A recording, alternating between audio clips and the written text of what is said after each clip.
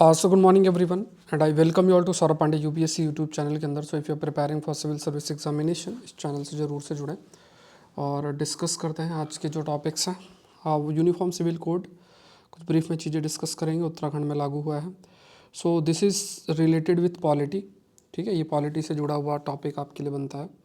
Then we have the BrahMos missile, फिर understanding Guillain Barre syndrome, science tech का topic है। Teesta dam project, geography environment. Impact of coal mining on vegetation, ये मेरे में topic है।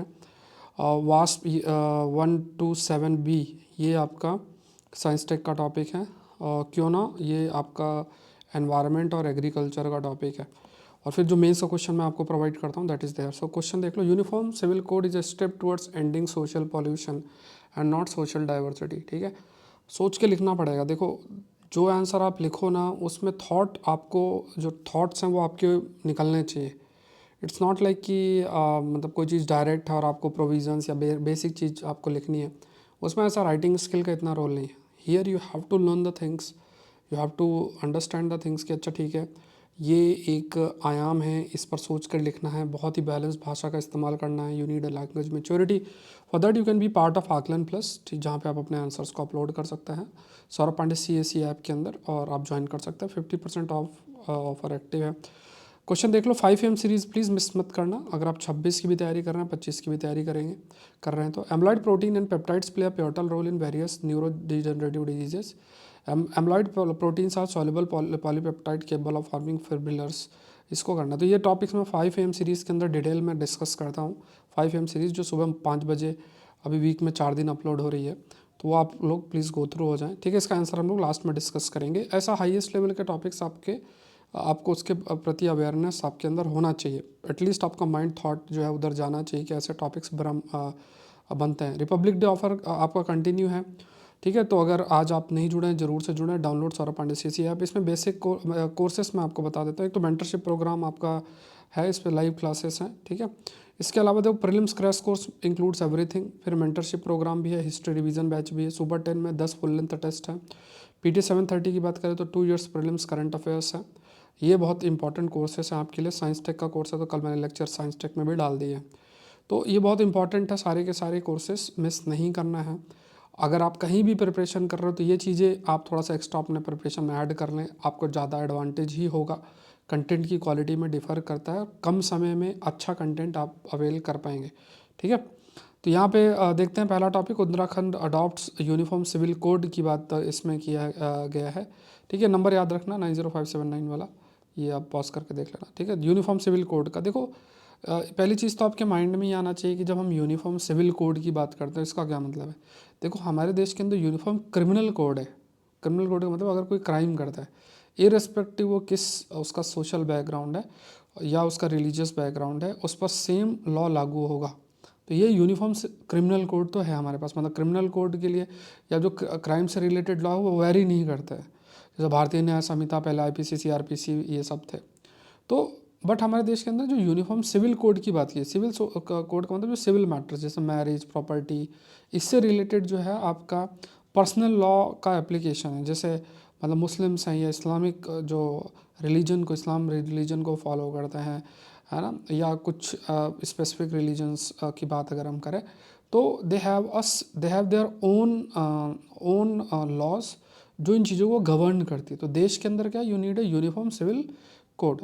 अब देखो, इस पर कई चीज़ें आती हैं। एक तरफ कहते हो कि यार सामाजिक डाइवर्सिटी जो है उसको अगर हमें मेंटेन करके रखना है तो ऐसे लॉस का नीड है कि नहीं है। तो आपका directive principle of state policy भी मेंशन है that we have to move towards a uniform civil code. दूसरा क्या है कि जब हम बात करते हैं, जहाँ पे हम ह्यूमन इंटरेक्शन की बात करते हैं, उनके बेसिक राइट्स की बात करते हैं और संवैधानिक राइट्स की बात करते हैं, तो उस कंसिड्रेशन की जब देखा जाए तो कुछ एक बेसिक आप कह सकते हो जो राइट्स है, जो कि संविधान प्रोवाइड करता है, लॉ प्रोवाइड करता है, एज ए ह्यूमन के रूप में आपके पास है, उसको हमें रिस्पेक्ट, प्रिजर्व और प्रोटेक्ट करना पड़ेगा। तो वो चीज़ बहुत मैटर करता है। रिलीजन अब क्या है, it's a matter of faith. जो रिलीजन का एसेंशियल पार्ट है that is protected within the constitution. But अब ऐसा नहीं है कि जब कोई भी पर्टिकुलर कम्युनिटी एक पर्टिकुलर रिलीजन को अगर फॉलो कर रही है तो it is not living in isolation, it has to interact with the social aspect. दूसरे जो मतलब समाज के विदिन जो लोग हैं उनसे उन्हें इंटरेक्ट करना है। There is a social interaction. ऐसा नहीं कि कोई सेपरेट आइलैंड में रह रहा है तो they can have their own laws and all everything, but here we are living as a like जब इतना सामाजिक डाइवर्सिटी है तो सब साथ रह रहे हैं। अब उस कंटेक्स्ट में ये बहुत इंपॉर्टेंट हो जाता है कि गवर्न करने के लिए, जब गवर्नेंस की बात करते हैं, आप जस्टिस सिस्टम में चले जाओ, जो जुडिशल हमारा सिस्टम है, या एडमिनिस्ट्रेटिव सिस्टम में चले जाओ, तो जब हमें चीज़ें गवर्न करनी है तो हमें लॉ एक समान रखने पड़ेंगे।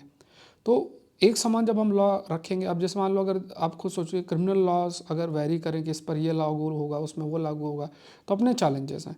तो सिविल जो मैटर्स हैं उन पर अगर लॉ वैरी करेंगे तो उसके भी एडमिनिस्ट्रेटिव काफ़ी इम्प्लीकेशंस होते हैं, उसके भी जुडिशल कंटेक्स्ट में भी बहुत सारे इम्प्लीकेशंस जो हैं वो होते हैं। तो ये जो इनइक्वालिटी है इट कांट बी देयर, ठीक है। पहले के टाइम पे ठीक है, लेकिन आज के टाइम पे ये जो इनइक्वालिटी एग्जिस्ट समाज के अंदर करती है, इसको हमें दूर करना पड़ेगा, और for that we need to proceed towards a uniform civil code.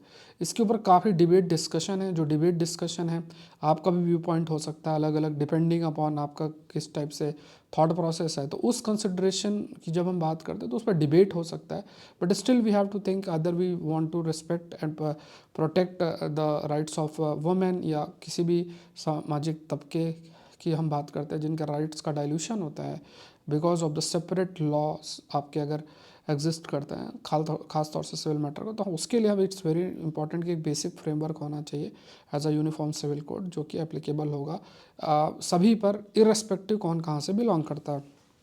तो यहाँ पे जो पर्सनल लॉज हैं इसको ये रिप्लेस करेगा, जो कि scripture, custom, office, major religion से डिराइव होता है। It's not like it's for a particular religion, it's for everyone. और यहाँ पे इक्वालिटी और जस्टिस, जो पर्सनल मैटर, मैरिज, डाइवोर्स और इस सब, इनहेरिटेंस, अडॉप्शन, इस टाइप से इस पर एक समान हमारे लॉ रहेंगे। पर जो आपके सिविल मैटर्स हैं, ये discrimination based on gender and religion इसको ख़त्म करेगा। उत्तराखंड पहला स्टेट बना है भारत के अंदर जो कि इम्प्लीमेंट इसको करेगा। उसके बाद इससे क्या होगा, मैरिज लॉ पे क्लैरिटी बहुत इंपॉर्टेंट है। और आजकल आप खुद देख लो, या फिर लिव इन रिलेशनशिप की बात कर सकते हैं हम, उस है ना, या प्रॉपर्टी राइट्स डॉटर और वुमेन की बात कर सकते हो, तो एक में अलाउड है एक में नहीं अलाउड है, तो ये चीज़ नहीं हो सकती ना। वुमेन की हम बात करते हैं, वुमेन राइट्स की बात करते हैं, वी ऑल्सो वांट कि वुमेन का एम्पावरमेंट एक जगह हो रहा है एक जगह नहीं हो रहा है। तो वो सब कैसे समाज, जब हम एक देश के विचारधारा या एक देश के विचारों को लेके जब हम प्रोसीड करते हैं, तो उस कंसिड्रेशन के अंदर आपको ऐसे लॉस की ज़रूरत होगी, एक समान लॉ की ज़रूरत होगी जहाँ पे जो महिलाएं हैं या वुमेन हैं या जो भी हमारे लॉ उनको गवर्न करते हैं वो यूनिफॉर्म हों। और मैरिज जैसी चीज़ें, मतलब ये बहुत ही ऐसा है कि बहुत मैटर करता है, या प्रॉपर्टी इनहेरिटेंस जैसी चीज़ें, तो उसमें हम ऐसा दो डिफरेंट लॉज लेकर नहीं चल सकती, या दो से ज़्यादा ऐसे लॉ लेकर नहीं चल सकते। वी नीड अ सेम और यूनिफॉर्म लॉ जो सभी पर समान रूप से एप्लीकेबल आपका हो। So women are not subjected to outdated customs, ये ऐसा नहीं है ना उन पर ऐसा। अब आप देखो हर रिलीजन के अंदर ऐसा बहुत सारा आउटडेटेड कस्टम, तो अब भी उन पर लागू हो, दैट इज़ नॉट रिक्वायर्ड। फिर जो माइनॉरिटी कम्युनिटीज़ हैं उन्हें भी कई सारी कॉम्प्लेक्सिटीज़ जो है फेस करना पड़ता है because of the application of personal law. तो यहाँ पे यूनिफॉर्म सिविल कोड उत्तराखंड में आप कह सकते हो कि इंट्रोडक्शन हुआ, इससे डिबेट भी आपका चालू हो गया है। कई सारी जो वेरियस रिलीजियस कम्युनिटीज़ इसको जो है और उनको रेजिस्टेंस भी है, अपोज भी कर रहे हैं। गवर्नमेंट का है कि दूसरे स्टेट में इसे ब्रॉडन आपका किया जा सके, और जैसे जैसे समाज के अंदर अवेयरनेस मतलब जारी होगा तो चीज़ें और इम्प्लीमेंट होगी। Uniform civil code is not just a legal reform, ये कहा गया it's a step towards achieving social justice in India. तो किसी भी प्रकार के डिस्क्रिमिनेटरी, ऐसा जो डिस्क्रिमिनेशन को जो प्रमोट करे, तो ऐसे बहुत सारे डिस्क्रिमिनेटरी प्रैक्टिसेस अगर पर्टिकुलर जगह प्रेजेंट है तो उसको ख़त्म करने का काम यूनिफॉर्म सिविल कोड के माध्यम से किया जा सकता है। तो ये सामाजिक न्याय और यूनिफॉर्म सिविल कोड की जो लाइन है, या बहुत जगह इस्तेमाल कर सकते हो, लिख सकते हो। सो एक तो इंक्लूसिविटी एक हो सकता है समाज में, ऐसा समाज क्रिएट करना जिसपे हर एक इंसान इरिस्पेक्टिव वो जेंडर क्या है, उसका रिलीजन है, उसको एक समान आप ट्रीट कर रहे हो। उसके बाद जो पुराने जो लॉज उनको मॉडर्नाइजेशन की तरफ हम जा रहे हैं। कम्युनिटी रिस्पांस की अगर बात करें तो अलग अलग तरीके से है, जैसे फेमिनिस्ट जो हैं उनको कहते हैं, मतलब उनका मानना है जो वुमेन सेंट्रिक थॉट रखते हैं कि वुमेन एम्पावरमेंट के लिए एक अच्छा स्टेप है। जो ट्रेडिशनलिस्ट हैं उनको लगता है कि यार ये जो हमारे मतलब जो ऑर्थोडॉक्सी कैरी करना चाहते हैं, जो पहले से चलता आ रहा है उसी को कैरी करना चाहते हैं। उनका मानना है कि जो पर्सनल लॉ हमारा वो जाएगा, हमारी कल्चरल आइडेंटिटीज़ जाएगी। तो ये है। इम्प्लीमेंटेशंस की अगर बात करें तो यहाँ पे पार्लियामेंट का एक महत्वपूर्ण रोल हो सकता है कि यहाँ पे ड्राफ्टिंग करने में या इसको इनैक्ट करने में यूनिफॉर्म सिविल कोड में पार्लियामेंट का एक महत्वपूर्ण रोल हो सकता है। उसके बाद यहाँ पे कोर्ट भी जो यूनिफॉर्म सिविल कोड है उसको मल्टीपल वे में इंटरप्रेट कर सकते हैं। सर्टेन जो वायलेशन अगर कुछ होता है तो उसको भी देखा जा सकता है। ठीक है। चैलेंज की बात करें तो पॉलिटिकल अपोजिशन होगा, लोगों का अवेयरनेस बढ़ाना पड़ेगा इसके प्रति। बहुत सारी जो पॉलिटिकल पार्टीज़ हैं for the voting aspect, vote bank के कंटेक्स्ट में हो सकता है दे स्टार्ट अपोजिंग, या फिर अपने स्टेट में जहाँ वो पावर में है they will not implement this thing. तो वहाँ पे भी चैलेंज है कि कैसे आप सब जगह इम्प्लीमेंट करते हो। तो यहाँ पे कहा गया है कि हमें एरा ऑफ ट्रू इक्वालिटी और जस्टिस सिटीजन्स के लिए लेकर जाना है। तो यहाँ पे यूसीसी एक स्टेप इसकी तरफ हो सकता है।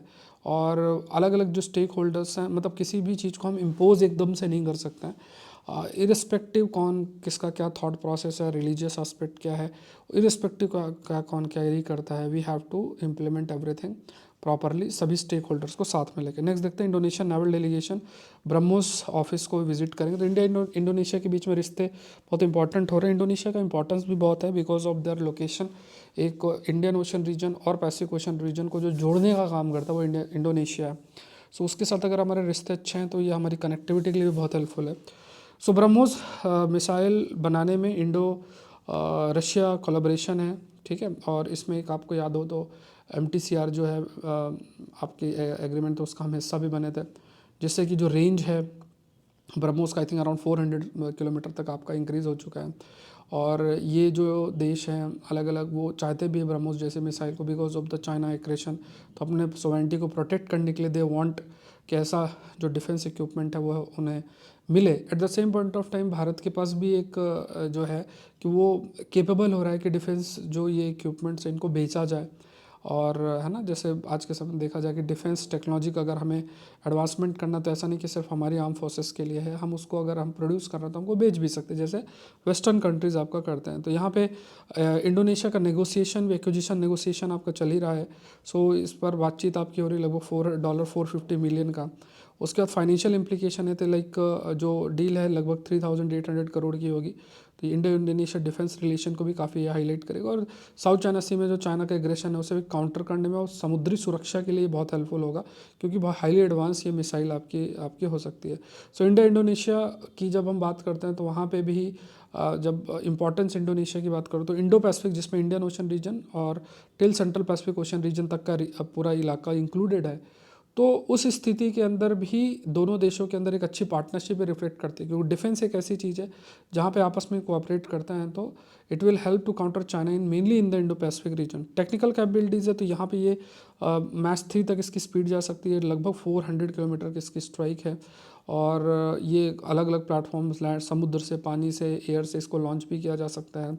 और ये भी इसका है, ये it can reach more than the speed of sound, से भी तेज़ी से ये आपका जा सकती है, एक्यूरेसी बहुत हाई है। मिलिट्री की ये जो ब्रह्मोस है ये लाइक दे हैज़ मतलब क्योंकि इंडो पैसिफिक रीजन की अगर हम बात करें तो वहाँ पे पावर को बैलेंस करने के लिए, साथ में है ना जो चाइना का एग्रेशन है उसको काउंटर करने के लिए, मिलिट्री स्ट्रेटजी को रीडेवलप करने के लिए ये ब्रह्मोस मिसाइल एक महत्वपूर्ण रोल प्ले आपका कर सकती है। ठीक है। तो ये सारी चीज़ें हैं। तो फ्यूचर प्रोस्पेक्ट में भी है, जैसे जैसे हम और अपग्रेड करेंगे, जैसे जैसे एडवांसमेंट आपका बढ़ेगा, तो इस टाइप के जो डिफेंस टाइज है दैट विल आल्सो इंक्लूड। ये कुछ इसके क्वेश्चनर्स हैं तो आप इसको रीड कर लेना। ठीक है। तो यही जो मैंने आपको बताया ब्रीफ में, ये आप फटाफट इस चीज़ को रिवाइज कर लें। ठीक है। ये भी चीज़ मैंने ऐड करना स्टार्ट आपको किया है। गुलेन बैरे सिंड्रोम लाइफ थ्रेटनिंग है, साइंस टेक का ये टॉपिक है, तो इसको देख लेते हैं। गुलेन बैरे जो सिंड्रोम है रेयर न्यूरोलॉजिकल डिसऑर्डर। देखो अगर आप सेशन देखते हो तो लाइक बटन जरूर से प्रेस कर दिया करो, इट टेक्स 1 सेकेंड से भी कम है। ठीक है। लाइक बटन का प्रेस करेंगे तो ये यूट्यूब का एल्गोरिदम है वो उसकी वजह से चीज़ें वर्क करेंगी। प्लस जो सेशन है और उसमें कमेंट भी, जैसे आप कब सेशन अटेंड करते हैं मेंशन कर सकते हैं। ये आपकी जिम्मेदारी है, क्योंकि आप प्रिपरेशन कर रहे हो तो इसमें आप भी अपना सेल्फिश बिहेवियर भी शो कर सकते हो कि हाँ ठीक है सेशन चलता रहे। क्योंकि मैंने आपको बोला है पूरे यूट्यूब में सर्च कर लो, कोई फ्री में कंटेंट नहीं देता ऐसा। चाहे तो आप एक बार चेक कर लो, एक हफ्ते का भी आप टॉपिक को नोट्स बना लो। ठीक है। 5 AM सीरीज़ और इसके टॉपिक्स मिला लो, काफ़ी सारे टॉपिक्स हो जाते हैं। इसका कोई 30% भी करके ऐसे टॉपिक्स आपको नहीं देगा, इधर उधर की बातें और उस टाइप का टॉपिक आपको मिलेगा, आप भी खुश हो जाएंगे, लेकिन एग्ज़ाम में उससे कुछ नहीं आने वाला है। ठीक है, यहाँ 50-50 क्वेश्चंस जो हैं 100 में से विद स्क्रीनशॉट मैंने आपको शो किया है। मैक्सिमम क्वेश्चन जो आपके सब डिस्कस होते हैं इन्हीं से रहते हैं। ठीक है, तो फ्री में कोई नहीं देता, आप चाहे तो कहीं भी आप इस चीज़ को देख सकते हैं। कंटेंट की बात है जो यूपीएससी के लिए आपको चाहिए। हाँ ठीक है, अब देखो टॉपिक्स, अब ये तो जो कॉमन टॉपिक है सामने लिखा हुआ है, बट इन्हीं में से जो कई टॉपिक्स ऐसे निकालना पड़ता है, निचोड़ना पड़ता है, कंटेंट का अरेंजमेंट करना पड़ता है, तो उस चीज़ के लिए बहुत इंपॉर्टेंट है कि चीज़ें चलती रहें तो आपका सपोर्ट भी बना रहे। ठीक है, सो गुलन-बेरे सिंड्रोम की बात करें तो इसमें क्या होता है कि ये न्यूरोलॉजिकल मतलब ब्रेन से रिलेटेड डिसऑर्डर है, जहाँ पे बॉडी इम्यून सिस्टम जो है वो मतलब इसमें शरीर का जो आपका प्रतिरोधक क्षमता इम्यून सिस्टम है वो नर्व्स जो होते हैं उसको टारगेट करती हैं ब्रेन की, और इससे जो हमारी मसल्स बहुत वीक पड़ जाती हैं और कई बार पैरालिसिस की स्थिति भी बन सकती है। तो ये GBS बोलते हैं, ये auto immune disorder. Auto immune का मतलब होता है जब आप ही का ब्रेन मतलब आप ही का इम्यून सिस्टम आपके खिलाफ आपका हो जाए, तो इसमें वीकनेस और ये सब चीज़ें काफ़ी आपकी रहती हैं। अब इसमें कितने केसेस हैं वो अलग चीज़ है। इसमें एक प्रश्न जैसे आपको पूछा जा सकता है कि इनमें से आप कह सकते हो कि इनमें से कौन सा स्टेटमेंट आपका GBS से रिलेटेड सही है, तो उसमें कई सारी चीज़ें आपको आइडिया होना चाहिए, जैसे पॉइंट जो अभी हम डिस्कस कर रहे हैं। ठीक है, इस पे इंट्रावेनस इम्यूनोग्लोबिन थेरेपी यूज़फुल हो सकती है। प्लाज्मा एक्सचेंज जो है, प्लाज्मा फेरेसिस बोलता है, ये जो हार्मफुल एंटीबॉडीज़ उसको फिल्टर, क्योंकि हार्मफुल एंटीबॉडी क्योंकि इम्यून सिस्टम भी एंटीबॉडीज़ के माध्यम से काम करेगा कई जगह पे, तो जो भी हार्मफुल एंटीबॉडीज़ को रिमूव करने के लिए ये प्लाज्मा एक्सचेंज है किया जा सकता है कि जो ब्लड है जिसमें आपका प्रेजेंट है इम्यून एंटीबॉडीज़ उसको फिल्टर आउट आपका किया जा सकता है। नेक्स्ट देखते हैं, तिस्ता डैम की बात की गई सिक्किम, तो तिस्ता रिवर है। कमेंट सेक्शन में बताओ कि तिस्ता रिवर कहाँ से और किस ग्लेशियर से ओरिजिनेट होती है। ठीक है, मैपिंग मैंने आपको क्रैश कोर्स के अंदर ज्योग्राफी की इंडियन मैपिंग करा दी है। ठीक है, जो ओल्ड NCERT का आपको पढ़ना है उसकी क्लासेस चल रही हैं। क्रैश कोर्स बिल्कुल मिस मत करना, उसका कंप्लीट कवरेज अब UPSC CSE प्रीलिम्स के लिए स्टैटिक और 2 साल का करंट अफेयर मतलब सब कुछ एक जगह पे आपके लिए है। ठीक है, तो ये ध्यान में रखना। तो तिस्ता डैम प्रोजेक्ट की अगर हम बात करते हैं तो यहाँ पे इसका मतलब काफ़ी हार्डल्स भी फेस करने पड़े। खासतौर से देखो डैम अगर आप पहाड़ों पे बनाते हो तो उसमें चैलेंज भी बहुत तरीके से होता है। हाँ है ना, सिस्मिक एक्टिविटी आ गई तो टूट गया तो फिर वो बहुत नुकसान कर सकता है। हाइड्रो इलेक्ट्रिक कैपेसिटी है लगभग 510 मेगावाट पावर जनरेट कर सकता है। उसके बाद फ्लड वाटर को इफेक्टिवली मैनेज करने के लिए स्पिलवे सिस्टम भी है। हाई ग्रेड कंक्रीट का इस्तेमाल किया गया है। एनवायरमेंटल इम्पैक्ट है कि यहाँ पे रिन्यूएबल एनर्जी जनरेशन जो है आप कह सकते हैं है ना, तो उस पर प्रयास किया जा रहा है।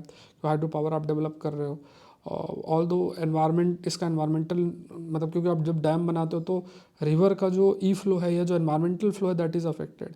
तो जो रिवर फ्लो करती है तो उसका एक जो अमाउंट ऑफ वाटर है वो कहीं ना कहीं इकोसिस्टम को सपोर्ट करता है। तो जब आप उसके फ्लो को रोकते हो उसमें ठहराव आता है तो आसपास का इकोसिस्टम क्लाइमेट सब कुछ अफेक्ट होता है, क्योंकि वो हज़ारों सालों में वो जो पानी का नदी जो है नदी का जो पानी है वो बह रहा है, वो एक पूरे एक सिस्टम का हिस्सा है। उसमें पानी है, वो पानी किसी चीज़ को सपोर्ट कर रहा है, कोई चीज़ पानी को सपोर्ट कर रही है, वहाँ से उसका क्लाइमेट जनरेट हुआ। तो जब आप पानी के फ्लो को रिड्यूस करते हो या पानी के फ्लो को रोकते हो या उसके नेचुरल फ्लो को किस तरीके से हार्डल उसमें आता है या इम्पैक्ट होता है, उस स्थिति के अंदर फ्लोरा या फौना इकोसिस्टम है local climate everything is affected, और ओवरऑल वो जो पूरा इलाका है वो भी आपका अफेक्ट हो सकता है। बहुत सारी जो लोकल कम्युनिटीज़ में है वो भी उनका ये कहना है कि डैम जो बन रहा है तो इससे काफ़ी सारा रिलोकेशन भी होगा। डिस्प्यूट जो है वाटर एलोकेशन के कंटेक्स्ट में अराइज हुआ है स्पेशली विद बांग्लादेश, है ना, जो कि Teesta river for its water supply उस पर रिलाई भी करता है। ठीक है, इन उड़ीसा कोल डस्ट। नेक्स्ट देखते हैं, clogging leaves blocking carbon Uptake. ठीक है, तो ये टॉपिक थोड़ा सा जनरल डिस्कशन का है, इस पर थोड़ा सा देख लेते हैं। इससे पहले कुछ एक ब्रीफ में पॉइंट्स मैं आपको बता देता हूँ।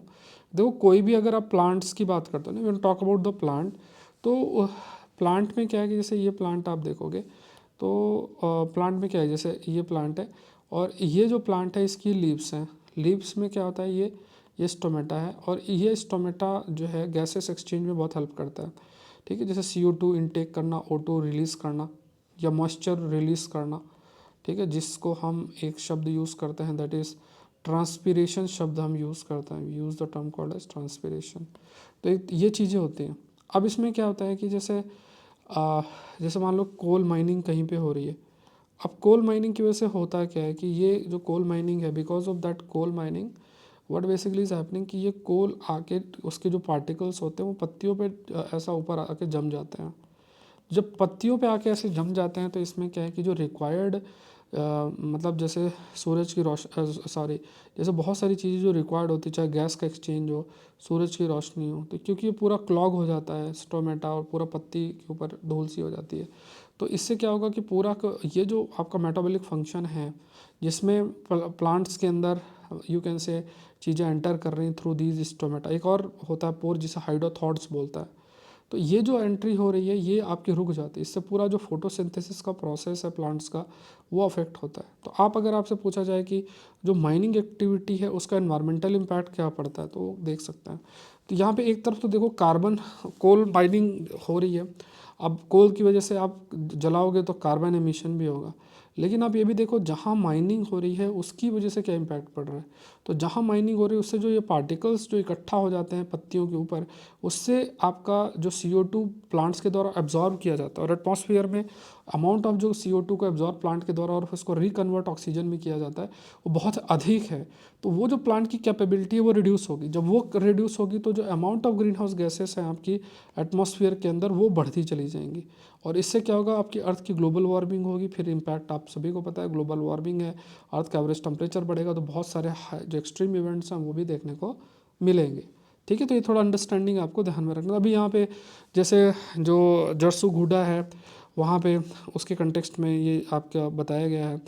तो वहाँ पे स्पेसिफिकली जैसे ये जो पॉइंट्स मैं आपको बताना चाह रहा हूँ, डस्ट क्लॉग, स्टोमेटा और इससे फोटोसिंथेसिस इफेक्ट आपका होता है। अब इसमें कई सारी जैसे सैटेलाइट इमेज है जो कि डस्ट इफेक्ट को मॉनिटर भी कर रहा है। और डस्ट जो है कार्बन एब्जॉर्प्शन को 2 से 3 ग्राम पर स्क्वायर मीटर ये रिड्यूस आपका कर रहा है। अब इसका इम्पैक्ट आपको ग्लोबल वार्मिंग और इकोसिस्टम बैलेंस पर काफ़ी अधिक होगा। तो ये भी देखो, आइडेंटिफाई डस्ट पॉल्यूशन हॉटस्पॉट्स है ना। तो ये भी देखो आपसे पूछा जा सकता है कि जैसे डस्ट पॉल्यूशन हॉटस्पॉट क्या होते हैं, इसके क्या इम्पैक्ट होते हैं और इसको कैसे हम टैकल कर सकते हैं। तो आप सैटेलाइट के रोल की बात करोगे या आपसे पूछा जाए कि स्पेस टेक्नोलॉजी का क्या रोल है, सैटेलाइट्स का क्या रोल है, तो उस पर भी आप इन बातों को लिख सकते हो, चर्चा कर सकते हो। ठीक है, तो मेनली वेजिटेशन इकोसिस्टम को प्रोटेक्ट करने के लिए आपको डस्ट पॉल्यूशन हॉटस्पॉट भी देखने पड़ेंगे। तो क्लॉग्ड स्टोमेटा, इससे जो प्लांट का ग्रोथ नहीं हो, क्योंकि खाना नहीं बना पाएगा तो प्लांट क्या ही ग्रो करेगा। तो इसलिए बहुत इंपॉर्टेंट है सब कुछ मॉनिटर करते रहना। नेक्स्ट देखते हैं वास्प, ये साइंस टेक का वास्प 120B 127B की बात अगर की गई है, ठीक है, तो वो एक चीज़ है। ठीक है, तो यहाँ पे देखने वाली बात है। ठीक, अभी आपने देखा होगा कि एक इंडिविजुअल है IIT मुंबई से, महाकुंभ में बहुत फेमस हुआ था। तो जैसे जनरली मीडिया जो है, मीडिया किसी का इंटरव्यू लेती है तो जनरली ऐसा मतलब परसेप्शन हम लोग का भी बन जाता है कि यार ठीक है ऐसे ही कर रहे हैं। बट आप मानोगे नहीं, मैंने कुछ मतलब I am not talking about the personal life, सबका पर्सनल लाइफ है, क्योंकि मीडिया पर्सनल लाइफ दिखा दिखा के किसी भी पर्सन को डाउन कर सकती है। लेकिन अगर आप थॉट प्रोसेस पे जाओगे ना, वो एक डायरी जो उनके पास है और उस डायरी में जो कॉस्मिक एस्पेक्ट की चर्चा की गई वो हिलाने वाली है ना। जैसे पूछा गया कि शिव क्या है, तो आंसर क्या आया, जो नहीं है। अब ये चीज़ आप समझो, जो नहीं है वो शिव है। अब ठीक है, मतलब इस पे बहुत स्पिरिचुअल वर्ड में जाने की बात है तो बदल देने वाली बात है, बट अब इसके डीप को समझो। आप साइंस टेक में भी आपको पढ़ा रहा हूँ। तो जो नहीं है, तो आप ये समझो कि यूनिवर्स में मैक्सिमम चीज़ जो हमारे लिए है ना वो नहीं ही है। ठीक है, 99.9% dark matter we are not aware about what is dark matter. Dark energy we are not aware about it. ठीक है, तो डार्क मैटर तो मैक्सिमम चीज़ तो नहीं ही है। आपके शरीर के अंदर इतनी जीन, उनका क्या फंक्शन है, we are not aware about it, है ना। तो मतलब ये एक थॉट प्रोसेस है कॉस्मिक जो है। फिर वो साउंड की बात की है, ठीक है, कि जो यूनिवर्स का साउंड है। फिर जैसे डमरू और जो है ना, जैसे कोई चीज़ है, जैसे हाँ दूसरी चीज़ जैसे जो वर्ड्स होते हैं, है ना, जैसे कोई चीज़ बोली जाती है, वर्ड्स साउंड उसकी फ्रिक्वेंसी, फिर रेजोनेंस की बात है। जैसे डमरू है तो वो डिस्ट्रक्शन कैसे कॉज कर सकता है जब आप किसी साउंड, अब इसमें डमरू पे उसकी साइज़ पे मत जाओ, बट आप ये चीज़ हाईलाइट करो कि जैसे कोई साउंड है है ना। जैसे मान लो एक ब्रिज है, अब उस ब्रिज में एक अगर उसके ऊपर सोल्जर्स जा रहे हैं और उनका पैटर्न जो है जो पैर ऊपर नीचे जो करते हैं और उसमें एक सिंक्रोनाइजेशन हो जाए और उसकी फ्रीक्वेंसी ब्रिज से मैच कर जाए, ब्रिज ब्रिज कोलैप्स हो जाएगा। ये पढ़ा होगा आप लोगों ने, ठीक है। तो साउंड जो है अगर एक सर्टेन फ्रीक्वेंसी तक रीच कर जाए तो वो उस चीज़ का डिस्ट्रक्शन भी कर सकती है। तो साउंड जो है ना, अब जैसे मान लो कोई भाषा है या कोई लैंग्वेज है, तो लैंग्वेज क्या है, वो साउंड है। अभी मैं कुछ बोल रहा हूँ आपको, ठीक है, अगर जैसे मैं बोलूँ मैं कुछ बोल रहा हूँ, तो कुछ बोल रहा हूँ तो इस ये क्या है, ये जो एक साउंड ही है ना। अब आपको इस साउंड का मतलब पता है, जब आपको साउंड का मतलब पता है तो आप उससे एक मीनिंग डिराइव कर रहे हो। बट असल में तो साउंड, अगर आपको कोई भाषा समझ में नहीं आती तो आपके लिए वो साउंड है।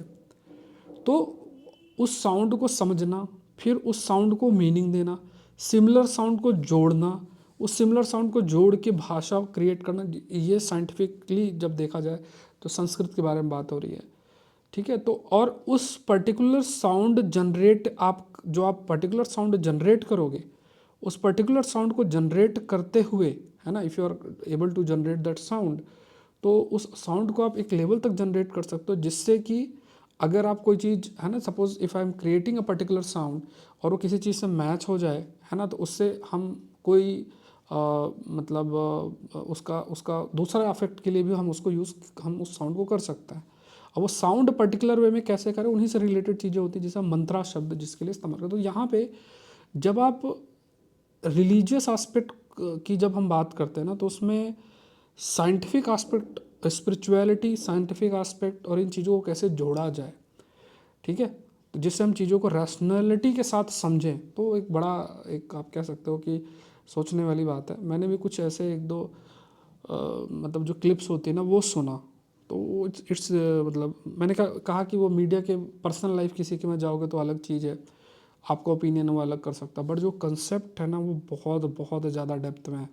वो डायरी से रिलेटेड आप इंटरव्यू देखना, है ना, मैं भी उसमें हिल गया था कि वो जो कंसेप्ट है मैं am talking about the cosmic aspect, है ना, वो कॉस्मिक, बाकी जो स्पिरिचुअलिटी की चीज़ें वो अलग चीज़ है कि मुझे अपना इनर देखना, वो देखना, वो अलग चीज़ है, ठीक है। लेकिन what V am talking about the thing that is related with the Cosmos जैसे हम कहते हैं, तो ये चीज़ें हैं, तो ठीक है। बट इससे आपको क्या, एक थॉट प्रोवोकिंग, मतलब एक विचार, कोई चीज़ की आप ना चर्चा कर सकते हो, क्योंकि हम तो अभी तो चीज़ों को कंज्यूम, है ना, डेटा और थॉट को कंज्यूम करने में ही लगे रहते हैं। तो अब एक थॉट जनरेटर की भी तो ज़रूरत है, समझो बात को। अगर थॉट जनरेटर नहीं होगा, मतलब जो थॉट को जनरेट करे, थॉट क्रिएटर नहीं होगा, ठीक है, तो खाली थॉट कंज्यूमर ही होगा, कि जो सिर्फ विचारों को कंज्यूम करने वाले हों और क्रिएट करने वाले, और है ना, तो वो ना हो, तो आप एक समान थॉट को कंज्यूम करते जाओगे तो उससे क्या है कि मानसिक यूनिफॉर्मिटी तो आ जाएगी, ठीक है, बट सेटिस्फैक्शन एस्पेक्ट नहीं होगा, चीज़ों को हम एक्सप्लोर नहीं कर पाएंगे, ठीक है। मशीनीकरण से थॉट यूनिफॉर्मिटी की तरफ हम जा रहे हैं, बट बहुत सारे ऐसे लोग हैं जिनकी ज़रूरत है जो कि थॉट क्रिएटर्स हों। आपका दिमाग में एकदम हो गया यार ये क्या चीज़ है, लेट्स एक्सप्लोर इट, क्यूरियोसिटी जो है वो हो, ठीक है। चलो, वास 127B की बात करें तो जेट स्ट्रीम स्पीड है तो यहाँ पे, ठीक है। तो जेट स्ट्रीम की बात की तो यहाँ पे देखो, पहले मैं आपको बता देता हूँ कि इसमें मेंशन्ड है क्या। तो वास्प वास्प 127B जो है, इसे हम हॉट जुपिटर भी कहते हैं। यहाँ पे मैंने शायद, हाँ, ये गैस एक्सो प्लानट है जो कि जी टाइप स्टार के चक्कर लगा रहा है। तो ये एक्सो प्लानट का मतलब it's not part of our solar system, तो हमारा सोलर सिस्टम है उसके चक्कर जो है एक प्लानट लगा रहा है जिसका नाम वास 127B है। इसका mass is around its 0.167 times 1647 type of Jupiter. तो ये 4.2 डेज रहता है कि जिसमें ये पूरा स्टार के चक्कर लगाता है, ठीक है। अब इसमें कहा गया है कि जैसे अर्थ में जो अपर एटमॉस्फेयर, देखो ये समझना ज्योग्राफी का कंसेप्ट है कि जो आपका अर्थ है, ठीक है, अर्थ के अंदर एक होता है निचला हिस्सा, जैसे आप खड़े हो, ये ट्रोपोस्फियर है, ट्रोपोस्फियर का निचला हिस्सा, ऊपर साइड जाओगे पर्टिकुलर हाइट तक रीच करते हो, तो ऊपरी हिस्से में क्या है कि आपका ऐसा वेव्स के फॉर्मेट में हवा चलती है जिन्हें हम जेट स्ट्रीम कहते हैं, और जिस वेव में जाते हैं उसे रॉसबे वेव्स बोलता है। तो इनकी एक पर्टिकुलर स्पीड है ना। देखो आप पृथ्वी भी देखो ना, तो है ना, तो पृथ्वी भी एक पूरी घूम ही तो रही है एक यूनिवर्स में। अब जैसे फिर मैंने भी कई चीज़ सोची कि जैसे आप इस चीज़ को समझो कि जिस चीज़ को हम सोचते हैं कि ये यूनिवर्स है, ठीक है, और हम सोचते हैं यही एक यूनिवर्स हो, है ना, तो और चीज़ें चीज़ें एक्सपैंड कर रही, बिग बैंग थ्योरी भी है ना कि चीज़ें जो है more than even more than the speed of light से ज़्यादा तेज़ी से एक्सपैंड हो रही हैं चीज़ें। जो एक पॉइंट है, जैसे आप ये देखोगे कि एक पॉइंट है, अब ये पॉइंट के बाद जो है, जैसे मान लो ये पॉइंट आप किया है, अब इस पॉइंट के बाद जो है चीज़ें क्या है कि मतलब जैसे बिग बैंग थ्योरी में हमने पढ़ा कि पॉइंट है, एक्सप्लोजन हुआ और चीज़ें एक्सपैंड होती जा रही, और जिस एक्सपेंशन की स्पीड है that is more like around speed of light के बराबर है। तो अब ये जो एक्सपैंड पूरा इस टाइप से हो रहा है, उसको हम कह रहे हैं कि ये यूनिवर्स है। अब इसमें बहुत सारे कंपोनेंट आ जाते हैं। इसमें हमारा स्टार और उसके प्लैनेट्स हो, हमारा सोलर सिस्टम हो गया, ऐसे मिलियंस ऑफ स्टार्स हैं, उनको मिला के मिलियंस ऑफ गैलेक्सी हैं। हर गैलेक्सी में हमने अभी देखा कि एक बहुत बड़ा ब्लैक होल होता है, जिसे हम कहते हैं कि वो जो सुपर ब्लैक होल होता है, सुपर साइज है ना, बहुत अभी कुछ दिन पहले ही पढ़ाया था। तो आप ये कैसे इंश्योर कर सकते हो कि एक पॉइंट ऐसा है जिससे बहुत सारा ऐसा हो रहा है और ये एक यूनिवर्स है? ऐसे क्या पता बहुत सारे मल्टीपल पॉइंट्स हो जो कि पैरेलली रन हो रहे हो, and they can be connected through these super black holes. ठीक है, कुछ भी हो सकता है, सोचने वाली बात है ना। हम ये है ना, तो जैसे कुआं है, अब उस कुएं के अंदर आप हो, उस कुएं के अंदर आप हो, है ना, आपके अंदर कुछ है, तो वो जो कुआं है उस कुएं के अंदर आप हो, तो उस कुएं को ही अगर आप यूनिवर्स मानो, क्यों? क्योंकि उस कुएं की दीवार को आप क्रॉस नहीं कर पा रहे। तो हमने यही, तो यूनिवर्स की भी एक अगर एंड अभी हम रीच नहीं किए, तो जिसे हम एंड मान रहे हो, क्या पता ऐसे मल्टीपल पॉइंट्स हों या मल्टीपल यूनिवर्स जो है वो एग्जिस्ट कर सकते हैं। ठीक है, तो ये तो मतलब ये तब पॉसिबल हो पाएगा जब हम ऐसी चीज़ का आविष्कार करें जो कि that can travel more than the speed of light, because universe is expanding more than the speed of light. So अगर हमने ऐसी चीज़ कर ली जो कि स्पीड ऑफ लाइट से भी तेज जा सकता है, then we can cross the border of this universe and maybe we can reach to the other universe. ठीक है, बिकॉज अभी तो सारी चीज़ें आविष्कारिक जो है वही चलता जा रहा है ना। ठीक है, चलो, तो यहाँ पे देखो क्या कहा गया कि जो अर्थ का अपर एटमॉस्फेरिक जेट स्ट्रीम है उसकी स्पीड लगभग 442 किलोमीटर पर आवर तक रीच कर सकता है। नेपच्यून में कहा गया कि 2000 किलोमीटर तक हो सकती है। और यहाँ पे जो है वास्प 127b में विंड 33,000 किलोमीटर पर आवर तक स्पीड जा सकती है। ये fastest known jet stream wind है किसी भी प्लानट में। ठीक है, तो ये इंटरेस्टिंग चीज़ है कि हवा इतना तेज़ी से जो है वो आपकी चल रही है। ठीक है, ये भी चीज़ है। एक्सट्रीम टेम्परेचर वो आपका रीच कर सकता है। एटमॉस्फेरिक बहुत सा हाइड्रोजन, हीलियम और ये सब प्रेजेंट है इसमें, कार्बन मोनोऑक्साइड भी, वाटर भी प्रेजेंट है। So intense with driven by area, है ना, तो ये कहा गया कि जो हॉट स्टार है जिसके अराउंड ये आपका चल रहा है, तो इससे जो आपकी जनरेट हीट हो रही है, सो दैट में बी रिस्पॉन्सिबल, है ना, क्यों हीट रीच करेगी और high pressure low pressure generate होगा, और इस वजह से जो विंड है वो इतना तेज़ी से कर रहे हैं। तो ये एक फैक्टर हो सकता है। और ये जो विंड पैटर्न है वो इस एक्सो प्लानट के एटमॉस्फेयर को भी इफेक्ट करेगी। विंड जिस टाइप से करेगी वो एटमॉस्फेयर को भी, प्लानट के वो शेप आपका जो है करेगी। तो यहाँ पे आपको ध्यान में रखना है कि फास्टेस्ट विंड है, यहाँ पे एक्सट्रीम टेम्परेचर है, यूनिक एटमॉस्फेरिक कैरेक्टरिस्टिक्स हैं। ये इस ये एक्सो प्लानट के यूनिक बनाता है, that is wasp 127b। Next देखते हैं क्यूनोआ न्यूट्रिशियस सुपरफूड की बात की गई है। तो यहाँ पे क्यूनोवा जो है एडिबल सीड के रूप में साउथ अमेरिका में, बोलीविया, पेरू, इक्वाडोर में से किया जाता है। इसमें हाई प्रोटीन कंटेंट होता है। ठीक है, ये पॉपुलर सुपर फूड है। हार्श वेदर कंडीशंस की बात किया जाए उसमें भी इसको उगाया जा सकता है। और ग्लूटेन फ्री ऐसे जो फूड का है, जैसे ग्लूटेन व्हीट में होता है, इसके अलावा हमें कुछ कंज्यूम करना तो उसमें क्विनोआ का इस्तेमाल, मतलब क्विनोआ का डिमांड इसलिए ग्लोबल मार्केट के अंदर बढ़ता भी जा रहा है। और सस्टेनेबल फार्मिंग, जिसमें ऐसी फार्मिंग प्रैक्टिसेस जो कि एनवायरनमेंट को भी प्रोटेक्ट करते हुए प्रोसीड करें, तो उसमें भी इस फार्मिंग को किया जाता है। मतलब क्योंकि प्लांट एक पर्टिकुलर ये टाइप ऑफ फार्मिंग नहीं है, मतलब एक है ना, जैसे आप वीट राइस ग्रो करते हो ऐसे क्विनोआ ग्रो करते हो। ठीक है, रिपब्लिक डे ऑफर अभी चल रहा है 50% ऑफ है सारे कोर्सेज़ के अंदर। इसमें एक तो क्रैश कोर्स मत आप मिस करना, मेंटरशिप प्रोग्राम है, हिस्ट्री रिवीजन बैच है, सुपर 10 जैसे 10 फुल लेंथ टेस्ट हैं आपके, 10 फुल लेंथ टेस्ट हैं, PT 730 2 साल का प्रीलिम्स करंट अफेयर्स है, तो 50% ऑफ है। तो ये याद रखना है कि एक तो साइंस टेक का मैंने वीडियो डाल दिए हैं, डालना शुरू कर दिया है, ठीक है। इसमें जनरल साइंस भी इंक्लूडेड होगी, ठीक है। जनरल साइंस में बायो की बुक है क्लास 12 की, और 10th क्लास की NCERT वो मैं कवर कराऊंगा, तो वो एक रहेगा। और अभी मैं लगभग 2-2.5 साल का, मोर देन 2 ईयर्स के साइंस टेक का टॉपिक कंपाइलेट करके आपको दूंगा, तो एक जगह आप पढ़ लेंगे। PT 730 में 2 साल का पूरा करंट अफेयर है, जिसमें साइंस टेक भी इंक्लूडेड है, और 2 साल का करंट है। यहाँ ये कंपाइलेशन पे अगर आप निर्भर बैठे हुए हैं तो वो आपकी बड़ी मिस्टेक होगी, मैं फिर से कह देता हूँ। बिकॉज हर साल कंपाइलेशन रहता है, सब लोग पढ़ते हैं, नंबर नहीं आते हैं, और क्वेश्चन भी देख लो कितने आते हैं।